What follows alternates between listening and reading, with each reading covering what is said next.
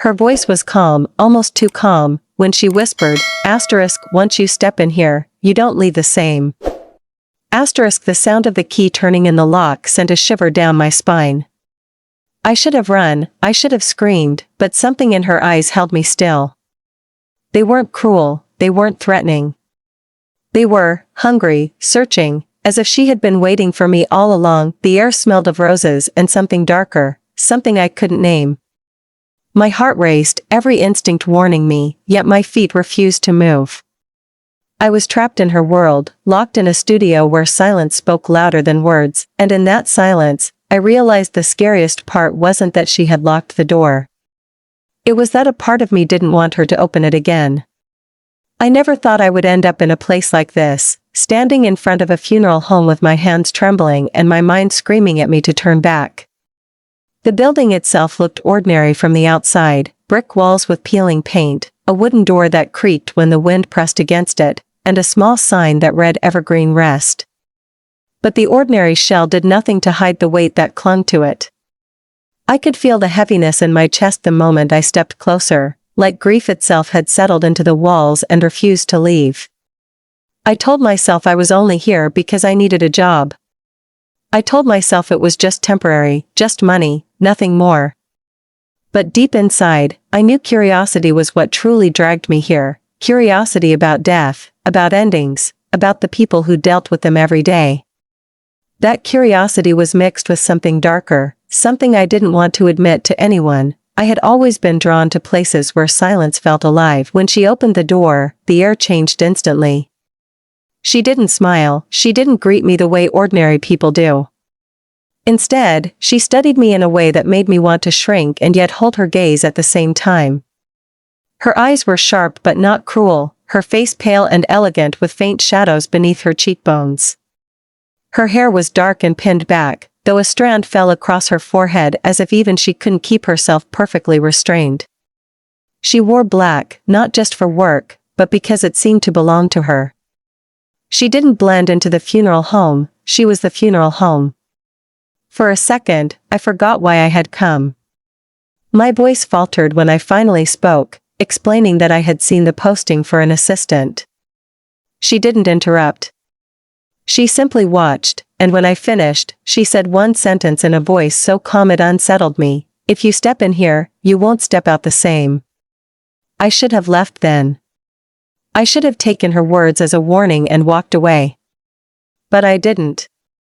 Maybe I was too stubborn, maybe I was too lost in my own restlessness, or maybe I had already started to fall under the spell of her presence.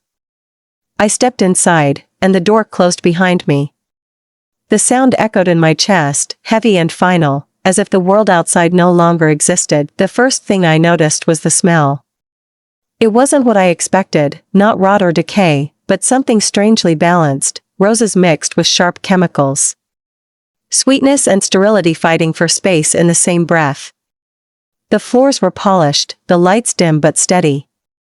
Everything seemed untouched by time, as if she had built this place to resist change, to resist the chaos of the outside world. She led me down a narrow hall, her steps precise and unhurried, while mine struggled to match the rhythm. I couldn't help but look around at the framed photographs of nameless people, their eyes watching me from another life. I felt like an intruder in a space meant only for her. We reached a door at the end of the hallway, and she paused with her hand on the knob. Her gaze flicked toward me, and I felt a chill ripple through my body. "Once you enter," she murmured, "you must understand there's no going back to what you were before." Her tone wasn't threatening, yet it carried the weight of a promise I didn't understand. Then she pushed the door open and gestured for me to step inside. I hesitated, every nerve in me shouting to resist, but something stronger pulled me forward. The studio was unlike anything I had seen before. It was not just a workplace, it was an altar, a sanctuary. A single lamp glowed against the walls, throwing shadows that stretched long and thin. On one side were polished instruments, laid out with meticulous care. On another were shelves lined with books, thick, worn, filled with handwritten notes tucked between pages. And at the center stood a table covered with a white sheet, spotless and waiting. It was a room built for endings, but it didn't feel lifeless. It felt alive, humming with secrets, vibrating with stories of people who could no longer tell them. I turned toward her, my voice small as I asked why she brought me here first. She didn't answer. Instead, she stepped behind me, and before I could register the sound, I heard the click of a lock sliding into place. My breath caught, sharp and shallow, and I spun around to see her hand still resting on the door. Her expression didn't change, she wasn't smiling, but she wasn't threatening either. She was calm, too calm, as if this was exactly how it was supposed to happen. My heart raced so fast I could hear it in my ears, pounding like a trapped animal. Fear should have taken over, but it didn't. What took over was confusion, curiosity, something that felt dangerously close to fascination. I couldn't explain it. I should have screamed, demanded she open the door, but the words stuck in my throat. She moved closer, her footsteps deliberate, her presence filling every inch of space around me. "This room changes people," she said softly, her eyes never leaving mine. "You came here for a job, but what you'll find is yourself." The weight of her words pressed against me, heavier than the locked door behind her. I didn't understand what she meant, but a part of me wanted to. My chest tightened as I realized the scariest part of all. I wasn't sure I wanted her to unlock that door ever again. Something about her, something about the stillness, the intensity, the mystery, was already beginning to pull me under. And in that moment, in the silence between us, I knew my life had just shifted into a place where nothing would ever feel ordinary again. The sound of the lock still echoed in my ears, louder than the faint hum of the lamp above us. I stood frozen, my back close to the table draped in white, my palms clammy, my throat tight. She didn't rush to speak, and somehow that silence made everything heavier. She moved across the room with unhurried grace, her hands brushing lightly against the instruments laid out in careful rows. The clink of metal against metal sent shivers through me, though there was nothing threatening in her gestures. She treated each item as if it were sacred, as if the studio itself was a cathedral built for her and her work.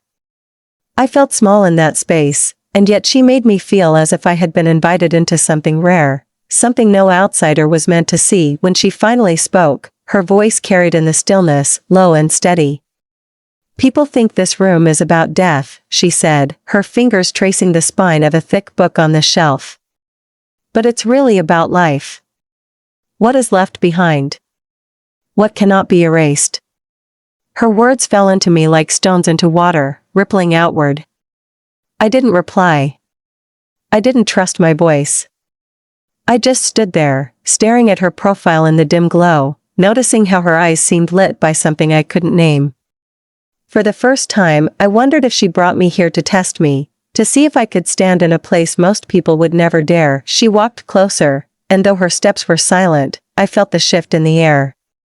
My chest tightened, but not entirely out of fear. She stopped just close enough that I could see the faint scar along her jaw, a thin line that hinted at some story left untold. "Do you know why I keep this door locked?" she asked. Her question hung in the air, waiting, but I couldn't find words. I simply shook my head. She tilted her head slightly, her eyes never breaking away from mine. "Because people run when they are faced with truth. And I do not like chasing anyone." Her words hit harder than I expected. They weren't said as a threat, they were spoken as fact. She didn't lock me in to trap me, she locked me in to see if I would stay. I swallowed hard, the weight of the moment sinking deeper into my chest. I should have been angry or defensive, but instead I felt something shift inside me, a strange pull that only grew stronger the longer I stood in that room with her. She turned away before I could reply, walking toward the center of the studio where the white-draped table waited. She placed her hand on it, gently, almost lovingly. "This," she said softly, "is not a place of horror. It is a place of care. The world looks away from what I do, but I face it every day. Death doesn't frighten me anymore. What frightens me is how people waste their lives pretending they will never end." Her voice grew quieter, as though she was confessing to the room rather than to me. "Every face I touch here reminds me of that. Every silence reminds me of what I've lost." I didn't know what to say, but I felt myself drawn closer, stepping toward her almost without thinking. She didn't move when I stopped beside her. The air between us felt charged, alive, as though the walls themselves were holding their breath. I wanted to ask her what she meant about what she had lost, but the words tangled in my throat. Instead, I looked at her hands, pale and steady, resting on the sheet.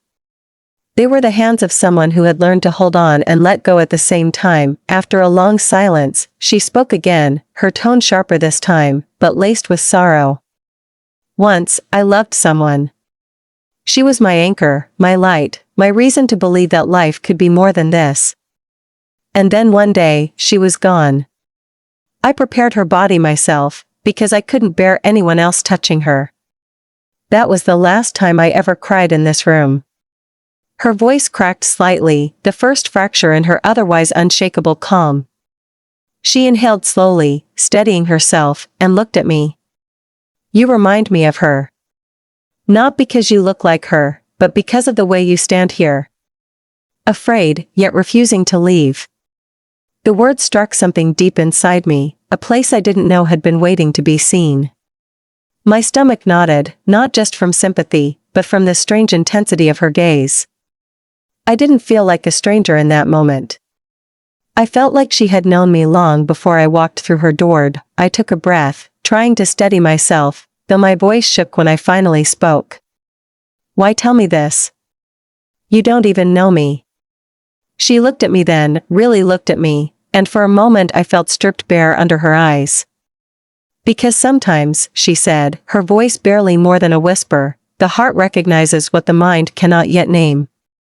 The silence that followed was unbearable and magnetic all at once. I felt heat rise in my chest, not from fear but from the weight of connection, unspoken yet undeniable. I couldn't explain it, but I didn't want to run. I didn't want her to unlock the door. I wanted to know more, to hear more, to understand the shadowed beauty of her world.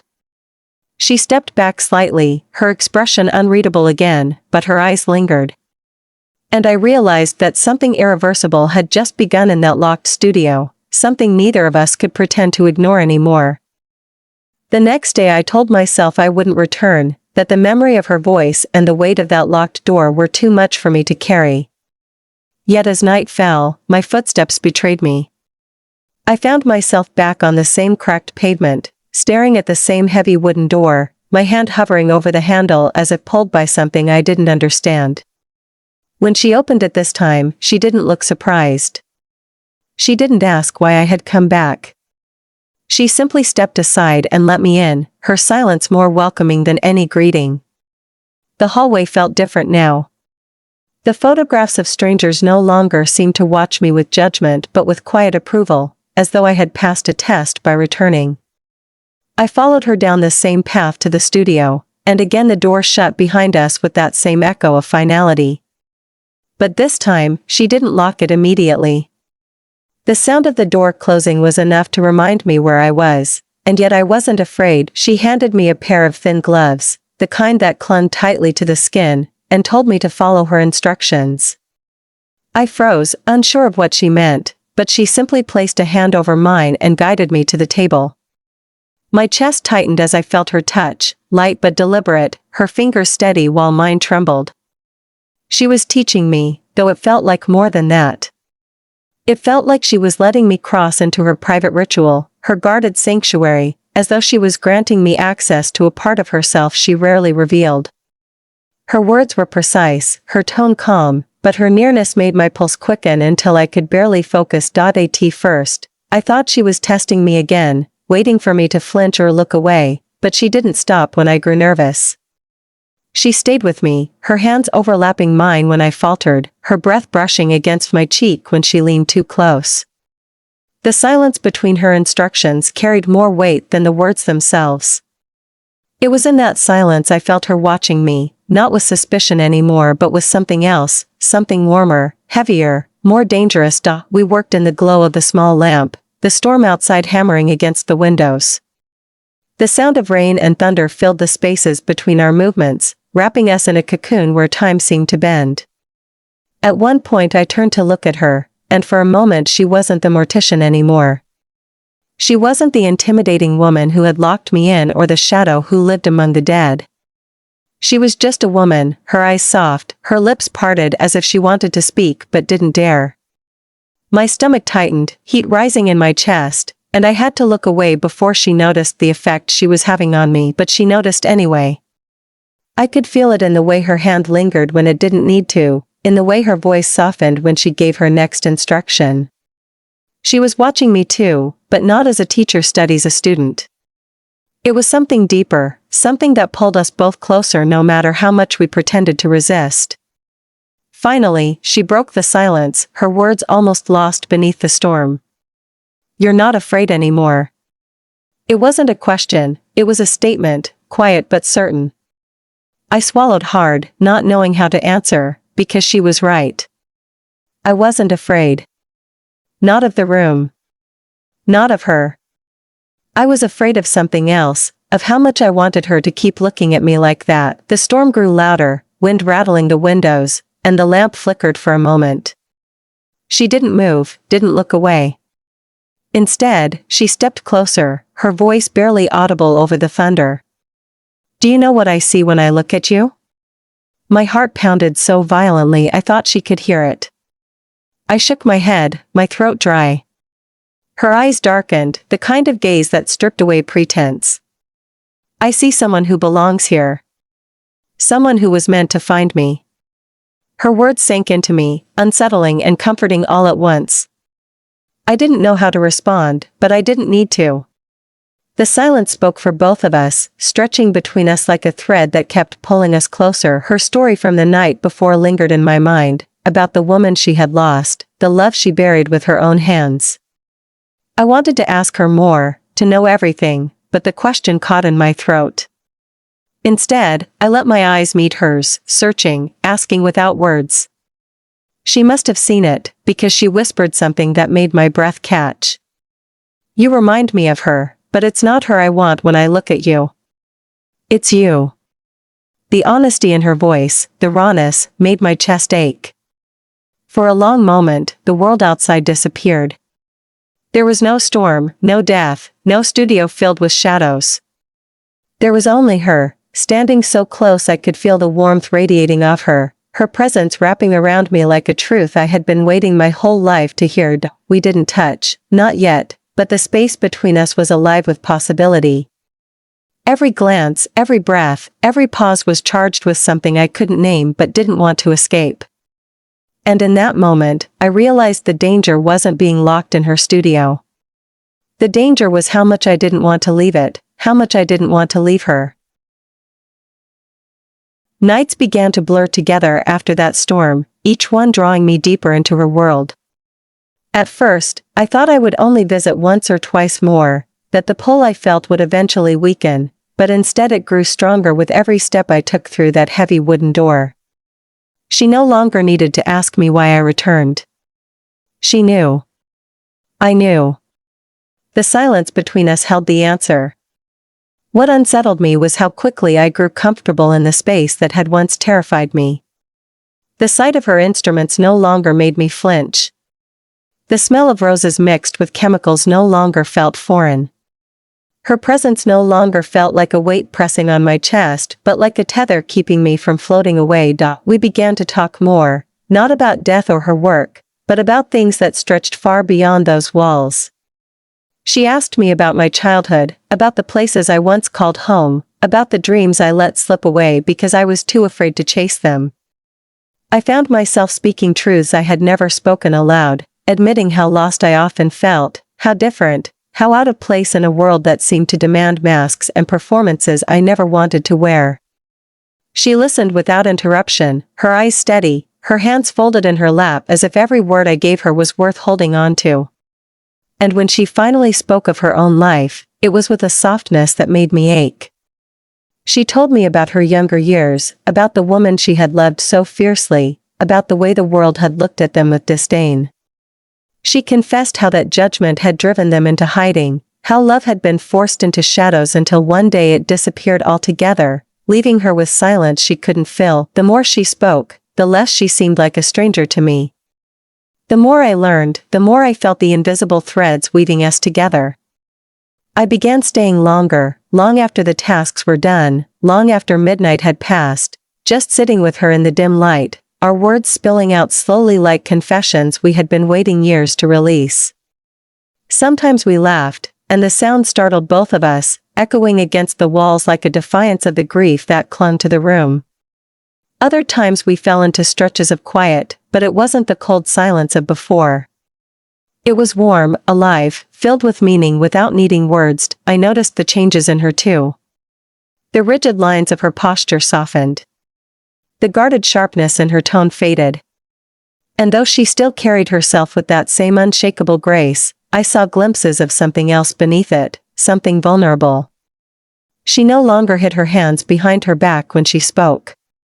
Sometimes they lingered on the table, sometimes they brushed against mine when she passed me an instrument, and each time they did, a spark ran through me so strong it left me breathless. I began to crave those accidental touches, the unspoken permission in the way her fingers lingered just a second longer than necessary. One evening, as the clock ticked past midnight, I caught her looking at me differently. Her eyes no longer studied me like a student or even like a mirror of the woman she had lost. They studied me with hunger, with longing, with a tenderness that made my chest ache. I froze under that gaze, heat rising to my cheeks, but I didn't look away. I couldn't. For a long moment, it felt as if time itself had stilled, as if the storm outside, the weight of the world, even the air between us, all of it bent around the silent gravity pulling us closer. It was she who broke the silence first. Her voice was low, almost a whisper, but every syllable cut through the stillness like a blade. I shouldn't feel this way, she admitted, her hands tightening around the edge of the table. I told myself I would never open my heart again, not after her. But then you walked in and, she trailed off, shaking her head as if she couldn't bring herself to finish. My heart raced, my throat tightening, but I knew what she was trying to say because I felt it too. The tension between us had been building with every word, every touch, every glance, and now it hung in the air so thick I could barely breathe. I stepped closer without realizing it, drawn to her as if my body had made the decision before my mind could interfere. When I reached out, my hand brushed against hers, and she didn't pull away. Her fingers twitched slightly, then intertwined with mine, fragile at first, like she was afraid the world might shatter if she held on too tightly. The air left my lungs in a rush, and I realized how long I had been waiting for that moment, how long I had been holding my breath without knowing it. She looked at me then, really looked at me, and in her eyes I saw the war she was fighting, the fear of breaking her promise to the past, the guilt of loving again, the hunger for something she could no longer deny. I didn't speak. I didn't have to. Instead, I leaned closer, and when my lips touched hers, the world fell away. It wasn't the kind of kiss born of desperation or recklessness. It was slow, trembling, filled with the weight of everything unspoken between us. Her lips were warm, hesitant at first, then deeper, more certain, as if she had finally allowed herself to let go. When we pulled apart, the silence that followed was thick with everything we couldn't put into words. My chest rose and fell in rapid rhythm, my heart racing so wildly I thought it might burst. She kept her forehead against mine, her breath mingling with mine, and whispered, almost brokenly, "I don't know what will happen now." My hand tightened around hers, and I whispered back, "Neither do I. But I don't want to stop." For the first time since stepping into that studio, I felt no fear at all. Not of her, not of the locked door, not of what it meant to be in this place. The only thing that scared me now was how deeply I already needed her, and how powerless I was to resist what was unfolding between us. After that first kiss, nothing in the studio felt the same again. The instruments still gleamed under the lamplight, the books still sat untouched on their shelves, the white sheet still covered the center table, but the air carried something new, something that made every glance, every touch, every word between us heavy with meaning. It wasn't just a room of endings anymore, it had become the place where something was being born, something fragile yet unstoppable. I tried to tell myself not to read too much into it, that perhaps it had been a moment of weakness for her, a lapse she would regret. but when I looked at her, the calm mask she usually wore was gone. Instead, there was a rawness in her eyes, a storm that mirrored my own, and I realized she was just as unprepared for what we had unleashed. The following nights blurred into a rhythm neither of us admitted aloud. I came back again and again, pulled not by curiosity anymore but by the need to be near her, to see the way her composure cracked only when I was close. She no longer locked the door the moment I stepped in. Sometimes she didn't lock it at all, as if to prove she trusted me, or maybe as if to test whether I would run. But I didn't. I never even thought about leaving. Each time I stood in that studio, surrounded by silence and shadows, I felt more alive than I had anywhere else. She began teaching me more, but our lessons had changed. Her hand still guided mine, showing me delicate tasks, but those touches lingered longer now, the warmth of her skin pressing into me until I shivered despite the stillness of the room. Sometimes she would pause behind me, her breath brushing against my ear as she explained something, and the closeness set fire to places in me I hadn't known could burn. My heart leapt each time, torn between fear and desire, yet I didn't step away. I wanted it, needed it, even when it left me breathless. We spoke of things I had never confessed to anyone. I told her about the parts of myself I kept hidden, the pieces of me that the world had called strange or wrong, the way I had learned to shrink just to survive. I admitted how lonely it felt to live half a life, always afraid of being seen for who I was. She listened, her eyes steady and unflinching, and when I faltered, she squeezed my hand as if to anchor me. Then she told me her own truths, darker and deeper. She told me about the cruelty she had faced, the whispers and cold stares that had followed her everywhere when she dared to love openly. She told me how the weight of that judgment had pressed so hard on her chest that it almost suffocated her. She confessed she had buried not only her lover, but pieces of herself she believed she could never recover. And yet, when she looked at me, she said quietly, "You make me feel like I can breathe again."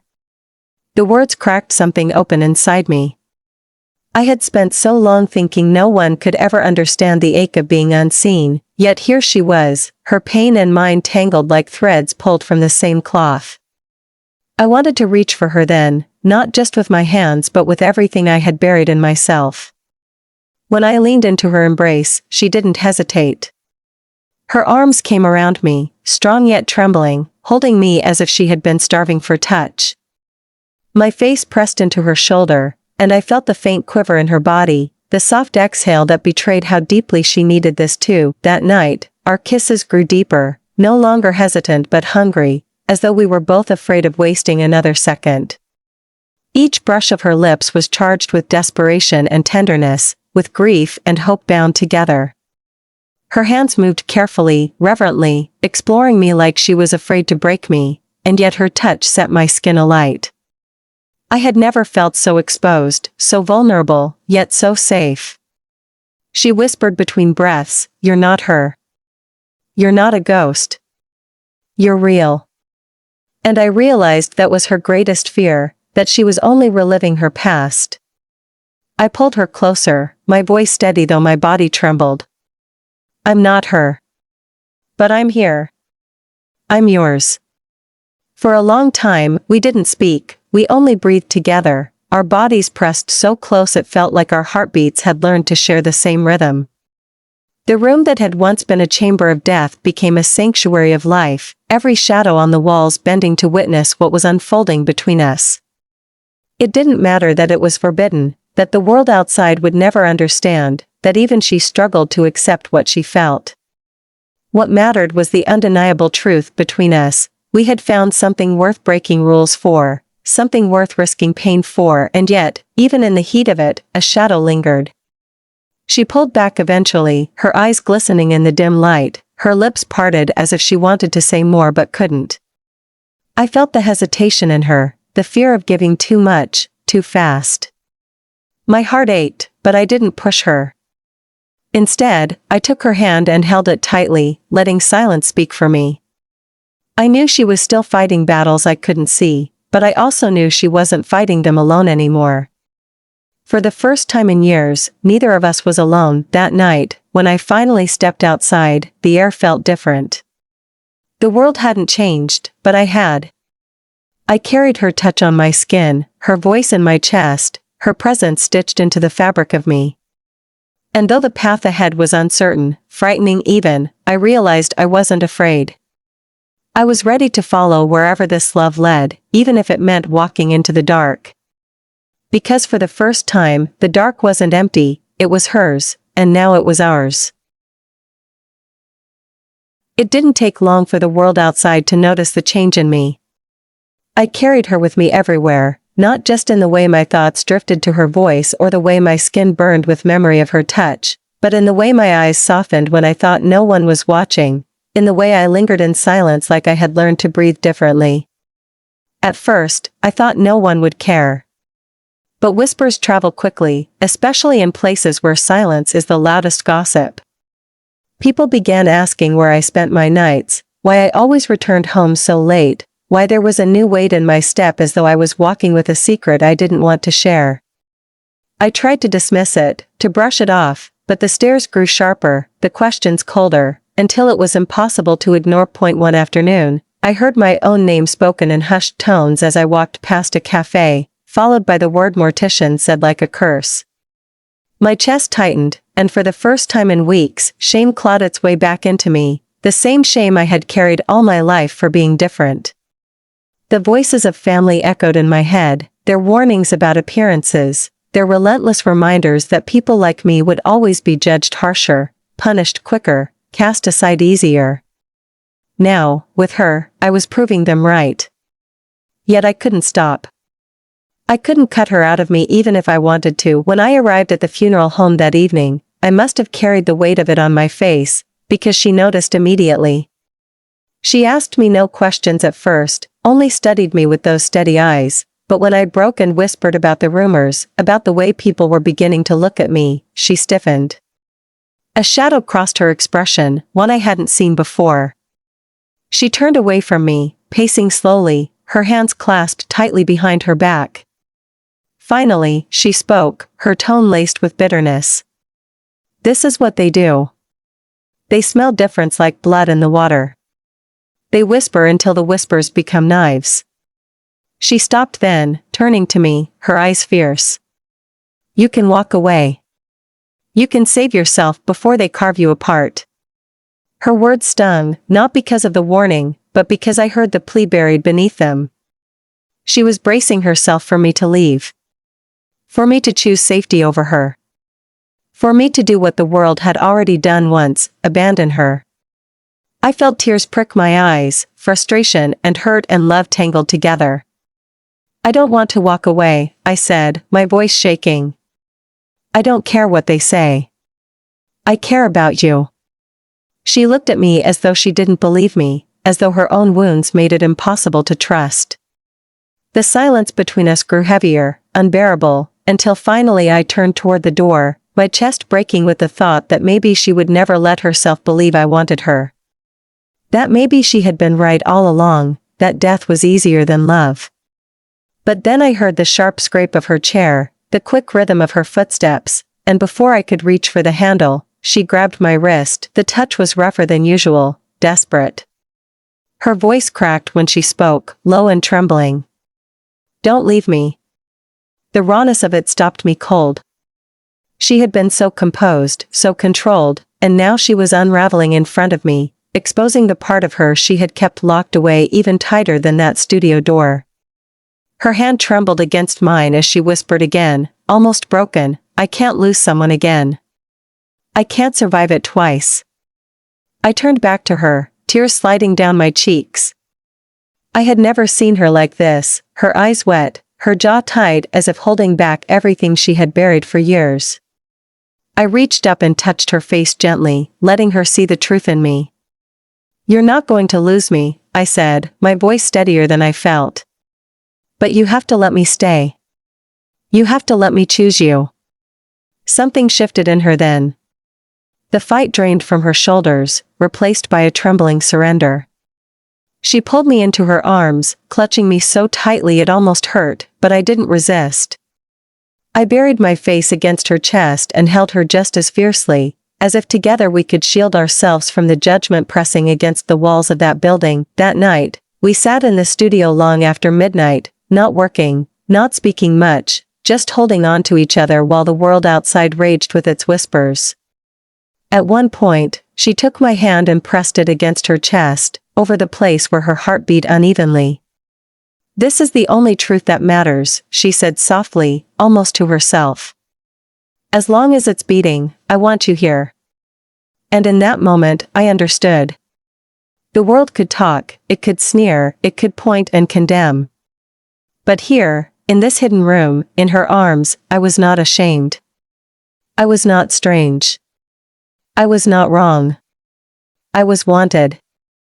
I was seen. And no whisper could take that away. The weeks that followed became a strange mixture of beauty and dread, as if every tender moment between us was balanced on the edge of a blade. We tried to keep to ourselves, to carve out a world that belonged only to us within the walls of her studio, but the outside world pressed harder with each passing day. The whispers grew louder, turning into accusations, then into sharp stares that cut into me when I walked down the street. People avoided my eyes, some crossed the road when I passed, and others muttered words that made my stomach twist.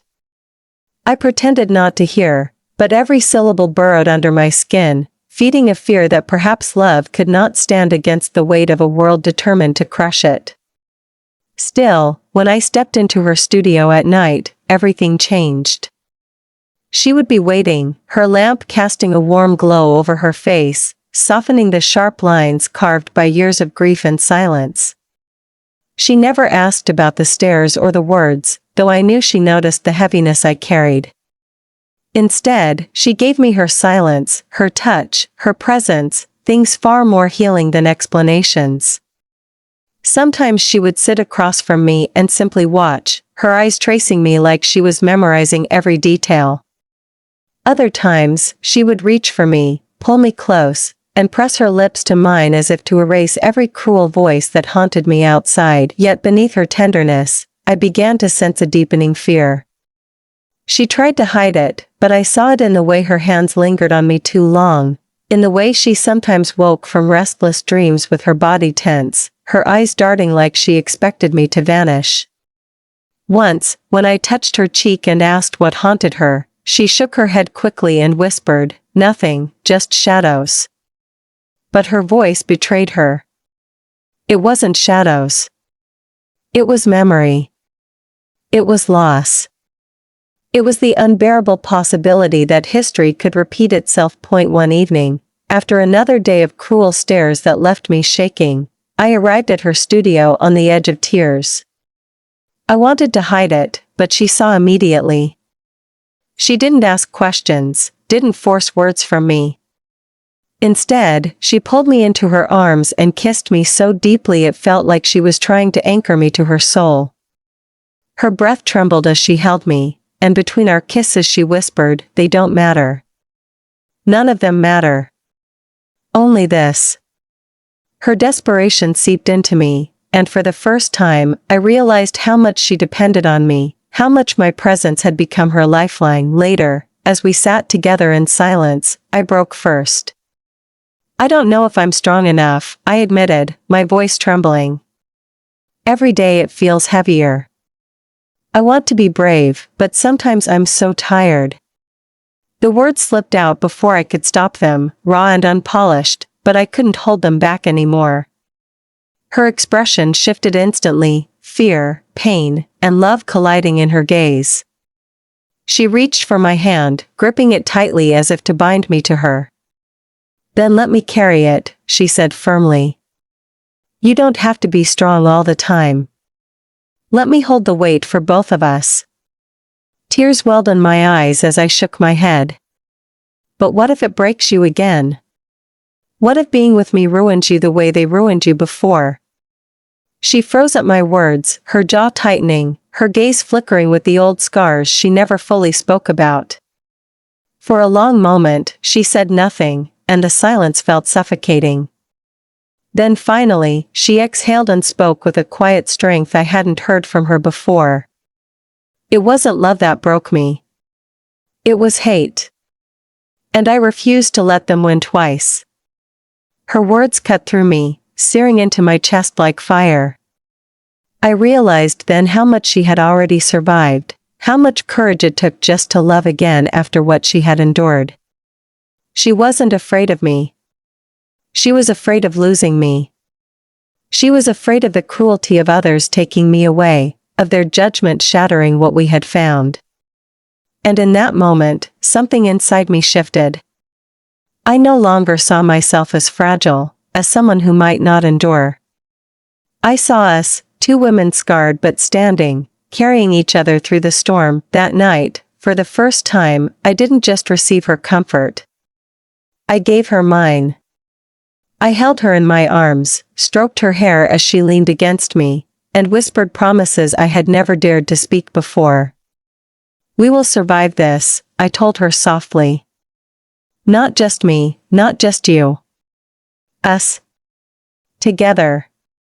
She didn't answer with words, but I felt the way her body softened against me, the way her breath slowed as if those words had been the balm she had long been waiting for. As the hours passed, we remained entwined, neither of us willing to let go.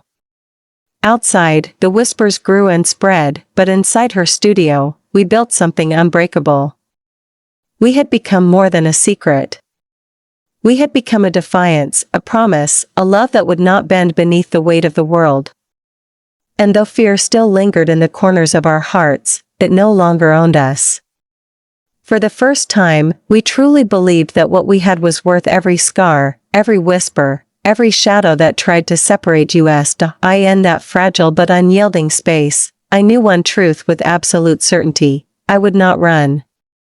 Not from her, not from this, not from love. And with that truth burning in me, I finally understood that love, real love, was not something to survive. It was something to fight for. The final unraveling came quietly, not in a burst of anger or sudden violence, but in the slow, heavy silence of a town that had already decided who we were. The whispers that once followed me like shadows had turned into words spoken loud enough to wound, and then into open threats written in chalk on the walls I passed each morning. At first, I thought I could endure it, that our love could be strong enough to make the cruelty outside irrelevant. But hatred has a way of finding cracks, seeping in where the light is thinnest. The night it happened, I arrived at the funeral home to find her standing by the window, the blinds pulled low, her shoulders tense. She didn't greet me with her usual warmth. Instead, she asked if anyone had followed me. Her voice was low, urgent, and it sent a chill down my spine. When I told her no, she relaxed only slightly, but her eyes were dark and stormy. "They're getting bolder," she whispered, more to herself than to me. "I hear them outside. They want to destroy what we have." I moved toward her, reaching for her hand, but she stepped back, as if holding herself in place by sheer force of will. Her hands were trembling, and I could see the battle raging inside her. She had carried her scars for years, and now she feared that I would be dragged into the same pain that had once nearly broken her. I couldn't bear the distance, so I closed it, wrapping my arms around her even when she stiffened at first. Slowly, she melted against me, her head resting against my shoulder. "I don't want to lose you," she confessed in a voice so small it almost disappeared into the stillness of the room. "If something happens, if they take you from me, I won't survive it again." I held her tighter, my own tears spilling over because I knew exactly what she meant. But for the first time, instead of fear, I felt fire inside me. "They don't get to decide who we are," I said fiercely. "They don't get to own our love. We do." She pulled back then, her eyes locking with mine, and in them I saw both terror and hope fighting for dominance. I lifted her face gently and kissed her, not soft and tentative like before, but with every ounce of certainty I had left in me. In that kiss, I gave her my vow: I wasn't leaving, I wasn't breaking, I wasn't surrendering. The days after that moment were a blur of tension and devotion. We lived carefully, always aware of eyes watching us, but we also lived more deeply. Every touch was longer, every glance more meaningful, every night together more sacred. She began to open her past to me in fragments, sharing pieces of the love she had lost, the cruelty she had endured, the loneliness that had nearly devoured her before I arrived. Each word she gave me was a fragile piece of her soul, and I took them all gently, tucking them into my heart like treasures. And in return, I gave her my own truths, the fears I had carried, the doubts that had haunted me, the strength I didn't know I had until she showed me I was worth fighting for. Then came the moment that solidified everything. It was late, the world outside quiet but humming with the tension of a storm. She sat across from me in the studio, her hands twisting nervously in her lap. After a long silence, she whispered, "Stay." At first I didn't understand. I already spent so many nights there, wrapped in her arms until dawn. But she meant more. She meant permanence. She meant choosing her, choosing us, no matter what the world said. My heart pounded, my throat dry, but my answer came without hesitation. "I already have." Relief and disbelief flickered across her face, and then she reached for me, pulling me close with a strength that almost broke me. We kissed until the room spun, until breath was no longer separate but shared, until every wall we had built to protect ourselves crumbled. And in that moment, we were infinite. Not mortician and outcast, not two women standing against the weight of a cruel world, but simply souls bound together in a love that no rumor, no stare, no hatred could erase. The whispers didn't stop. The world didn't suddenly grow kinder. But something in us shifted. We no longer lived in fear of being torn apart. We lived in defiance, in truth, in love that refused to bow. Her studio, once a place of death and silence, became our sanctuary, alive with the pulse of something no one could kill. And though the road ahead promised hardship, we walked it together, hand in hand, hearts aligned, because in the end, what she did after locking that door was not trap me. It was free me. She freed me from shame, from fear, from the weight of other people's voices. And in freeing me, she freed herself. Together, we stepped into a love that left us breathless, not because it was fragile, but because it was unstoppable. And for the first time, we both knew, we had not just survived. We had finally begun to live.